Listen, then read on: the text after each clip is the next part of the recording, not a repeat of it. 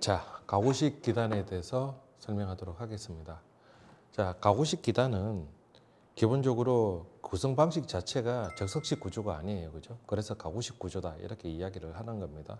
다만 이제 장대석 기단과 동일하게 부재 하나하나는 가구식으로 구성하기 위해서 가공을 할 수밖에 없겠죠. 그죠? 그래서 기단 기호 때 설명드린 것처럼 벽체가 구성되어 있고, 그죠? 이렇게 벽체가 구성되어 있고, 이렇게 모서리 기둥, 그 다음에 이렇게 그 사이사이에 있는 평주 기둥들이 설치되면서 마치 건물의 모습과 유사하게 구성되었다고 해서 가구식 기단이다. 이렇게 이야기를 하게 되는 거죠. 그죠? 그래서 이 모서리 기둥을 자, 이 평주를 탱주, 이렇게 탱주석, 이렇게 우주석, 이렇게 또 이야기를 합니다. 자, 근데 이런 가구식 기단의 단면 모습을 보면, 자, 하부, 중부, 상부 이렇게 살펴봐야 되겠죠. 그죠? 하부에서 있는 게 기초 부분과 지대석과 하부 지면이 이렇게 형성되어 있을 거죠. 그죠? 근데 뭐 장대석 기단과 특별히 차이 날 게 없어요. 지대석이 가공되는 거 외에는. 그죠? 다만 구조적으로 봤을 때 이 면석이 지금 이 면석이 설치될 때 지대석에 이렇게 턱물림이 되기도 한다는 거예요. 턱물림이. 이렇게 턱이 물려서 지대석에 턱물림이 돼서 이렇게 설치되기도 한다는 겁니다. 그랬을 때 면석이 내부에 있는 압력으로부터 밖으로 밀려나지 않게끔 보강이 되겠죠. 그죠? 그래서 이렇게 지대석 부분에 면석이 결구되는 턱물림 부분이 만들어지기도 한다. 그리고 그 외척으로 자, 상부의 갑석입니다. 가구식 기단의 이 갑석 부분에 이렇게 턱이 잡혀져 있는 경우들이 많죠. 이렇게 턱세시리. 이 턱세시리의 기능은 물건기 기능도 하는 거고, 그죠?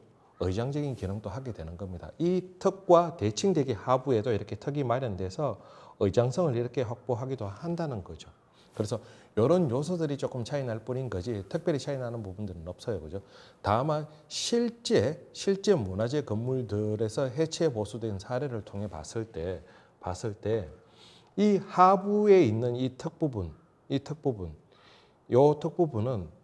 실제 없는 경우들이 더 많은 것 같아요. 왜냐하면 이 상부에서 눌러주는 하중이 있기 때문에 또 면석 뒷부리기는 굉장히 판석이 아니에요. 그죠? 이 벽체의 돌이 판석이 아니에요. 뒷부리가 굉장히 두껍게 설치되죠. 그죠?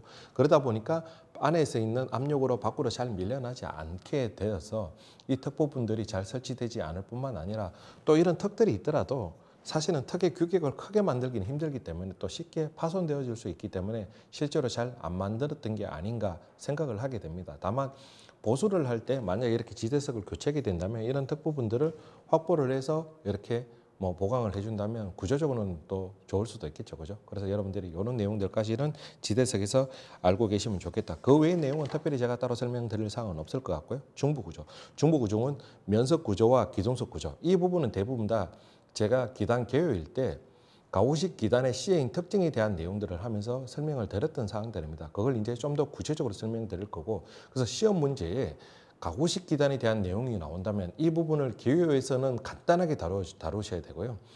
이 면석 구조와 기둥석 구조, 결구 구조에서 좀 더 구체적으로 도면과 함께 상세하게 기술해야 되는 그런 내용이다. 이렇게 이해하시면 좋겠습니다. 자, 면석은 보시듯이 이렇게 뒷부리가 굉장히 두껍게 이렇게 설치가 됩니다. 그래서 뒤가 두툼하다고 해서 약간 배부른 형태다 이렇게 표현하시는 분들도 있습니다. 그래서 실제 설치된 사례들을 보면 뒷불이 굉장히 두껍게 설치하죠. 면석이. 보여지는 면석이 벽체다고 해서 판석이 아니다는 겁니다. 그죠? 그래서 그래야 구조적으로 내부의 압력에 대응할 수 있기 때문에 이렇게 뒤를 두껍게 선다. 면석을. 그 다음에 이 면석은 반드시 기둥석의 턱에 물리게끔 설치를 하는 게 일반적입니다. 그래서 기둥석에는 자, 면석이 결굴될 수 있는 턱이 마련되더라. 이렇게 알고 계시면 좋겠죠. 그죠?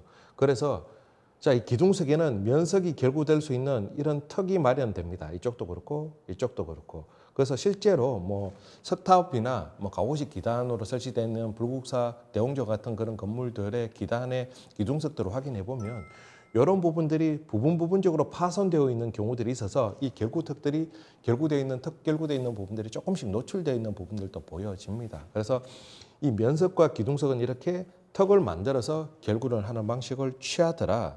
다만 이렇게 턱으로 물려놓는다 결구를 한다 하더라도 처음에는 어느 정도 구조 강성을 확보해야 하겠지만 시간이 지나면서 이런 부분들이 또 풍화도 되고 그죠? 기단 같은 경우에 들이친 우수에서 쉽게 우수에 노출되기 때문에 풍화도 되고 그리고 시간이 지나면서 부재 자체의 내구성들도 석재 자체의 내구성들도 약해지면서 쉽게 잘 깨어져 나가는 부분들이기 때문에 면석이 밀려 나올 수 있겠죠. 그래서 이렇게 결구 부분은 전부 다 이렇게 철물로 결국 보면 철물로 이렇게 보강을 해줍니다. 실제 사례에서도 보면 이렇게 철물로 보강을 해줍니다. 보강. 그래서 저렇게 결구하는 결구 방식을 언장이염이다. 이렇게 이야기하죠. 그죠? 언장이염은 자 문화재연구소에서 나온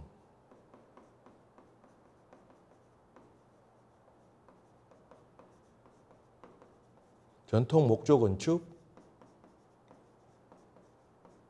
결구법이라는 보고서가 있죠. 이 보고서 내용 굉장히 중요합니다. 여러분들 숙지를 하셔야 되는 내용들이 상당히 있죠. 그죠? 거기에 언장이염의 종류들이 몇 가지가 나와 있죠. 그죠? 석재 같은 경우에는 단순하지만 목재 같은 경우에는 뭐 나비장 이염도 언장이염 범주에 포함되죠. 그죠? 그래서 그런 사항들인데 다만 얘는 그러면 그 중에 어떤 부분에 해당되느냐. 형태가 지금 보시듯이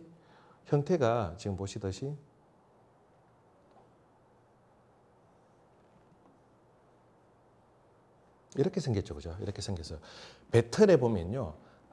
배틀 앞쪽에 이렇게 실을 감아 놓는 이 부분들이 이렇게 생긴 부분이 있어요. 그걸 뭐라고 했냐면 도투말이라고 합니다. 그래서 이걸 도투말이 이염이다.